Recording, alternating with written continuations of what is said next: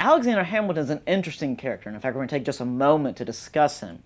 He himself had been born in the West Indies. His parents were not married, so he kind of grew up with people not looking upon him in a favorable way.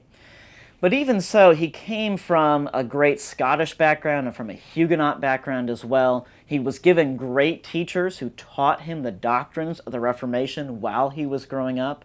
And he also had incredible ambition. In fact, at the age of 12, he became a clerk in which he really learned the arts of business. By the age of 15, he had come over to the colonies, actually had come to New Jersey first, where he spent a lot of time with one of those presidents we talked about, Elias Boudinot. And there, under Boudinot's tutelage, he learned a great deal about how a state like New Jersey worked. He also was encouraged to go to Princeton to really crown his education that he'd already received. He investigated Princeton, but Princeton required 4 years for him to actually achieve his degree. He didn't want to take 4 years to do this. That was too long, too much of his life. And so Hamilton instead went to the King's College, which would eventually become Columbia University, in Manhattan, and there he was allowed to do 4 years worth of work in only 2. It gives you an idea of the ambition and just the wherewithal that Alexander Hamilton had.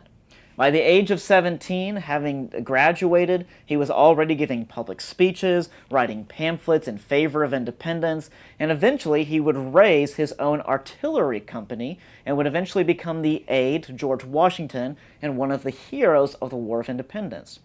As I mentioned to you earlier, it was Hamilton who actually stormed one of the British redoubts during the Battle of Yorktown and successfully captured it, which actually ended the battle and thus ended the entire war.